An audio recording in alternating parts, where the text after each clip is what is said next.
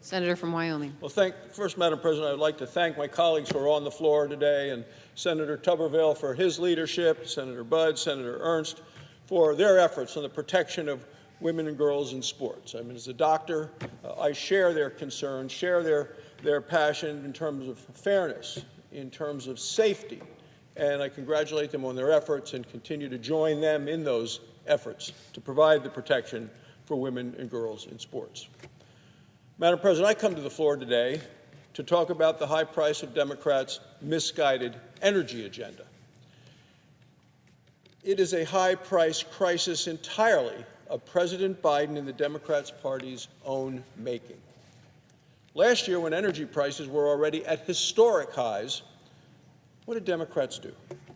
Well, they voted 10 times, time after time after time, against increasing American energy production. Instead, Democrats jammed through the Senate and the House the largest climate bill in American history. The climate extremists applauded this.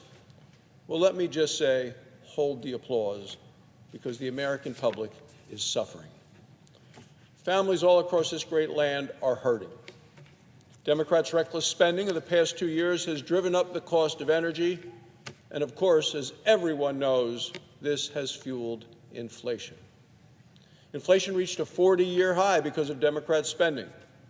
Prices today are over 15% higher than they were the day Joe Biden took office. Energy prices have gone up even more than that. Americans are paying 36% more for energy today than they were in just January of 2021. Gas prices to fill the tank, they're up 46%. That's a 5-month high. They're going to continue to go up during the summer driving season.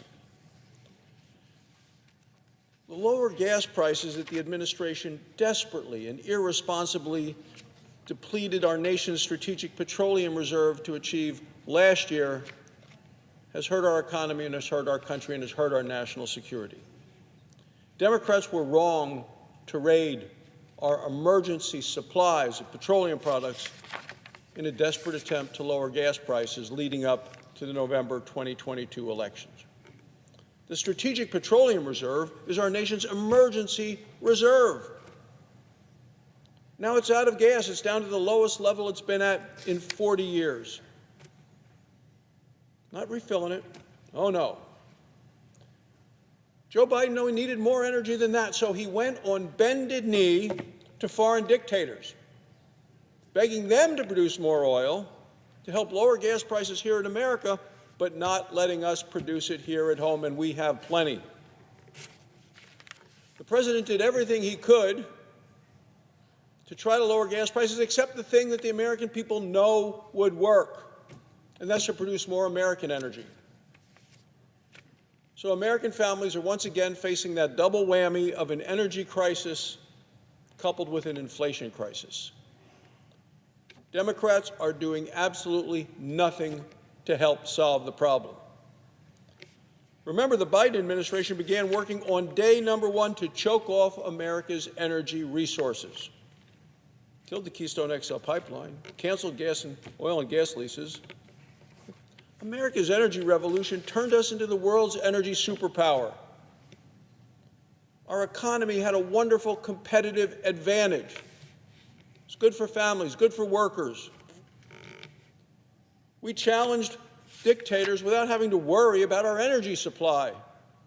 We had affordable, reliable, and available American energy. This administration and the Democrats in this body squandered the gains that we had achieved. They attacked American oil, natural gas, and coal at every turn along the way. Then they raised taxes to make it even more expensive. They instituted burdensome regulations to make it more difficult to produce the American energy. They put up roadblock after roadblock on every type of American energy. And yet, Joe Biden and the Democrats, open mouth, look with surprise. Why had the prices skyrocketed? Anybody could have predicted that choking off our energy supply would lead to record high energy prices and to increased dependence on our adversaries, Russia, China, Iran, Venezuela, Last week, Secretary of Energy Jennifer Granholm testified before the Energy Committee. I specifically asked her about the administration's plan to lower gas prices and energy prices across the board, because they're up across the board. They're up for heating energy, they're up for driving energy. Her solution: government mandates. Phase out anything powered by oil, natural gas, or coal. Take away our gas stoves, take away our gas-powered water heaters. Force feed us expensive electric cars that don't work for many people across the country. They may be okay for rich people in the big cities who don't have to drive very much, who can afford to pay $16,000 more for a vehicle than for a traditional car. But for Wyoming families and Wyoming farmers and Wyoming ranchers, they just don't work.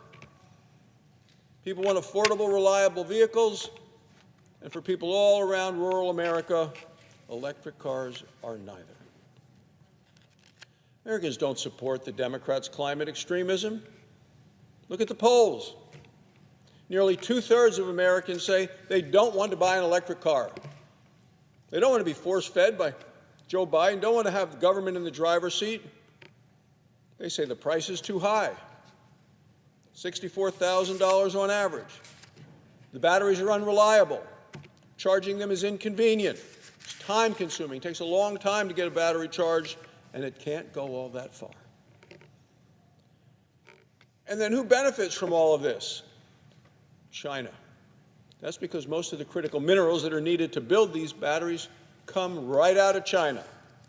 Just look for the Made in China sticker on the batteries of the electric vehicles. This country should be focusing on strengthening our energy independence, not finding ways to become more dependent to China or Russia. So the reality of Secretary Granholm's so-called solution to lowering prices is that Americans will just pay more. Not really concerned about affordability. I didn't hear that word at all. The way to lower prices is to unleash American energy. Now, the House recently passed legislation to do just that, and I support their efforts. Senator Capito and I are going to soon introduce our own legislation in the Senate. The Energy and Natural Resources Committee is going to hold a hearing on the critical issues in the coming weeks. We can only unleash American energy if we fix our broken permitting system and process. Right now, new energy projects are bogged down by a maze of red tape and lawsuits. Our legislation is going to include enforceable timelines on environmental reviews and filing legal challenges.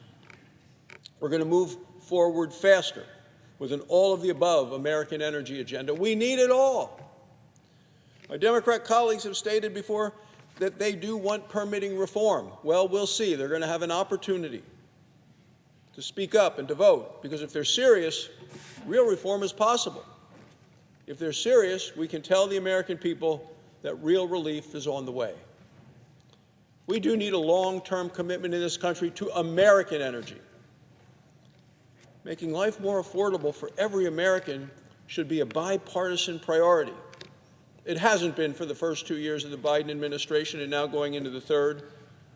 We need to get back to a point where we can make energy affordable, available, and reliable, instead of focusing, as the Democrats do, on only renewable energy, regardless of the cost and regardless of the consequences. Thank you, Madam President, and I yield the floor.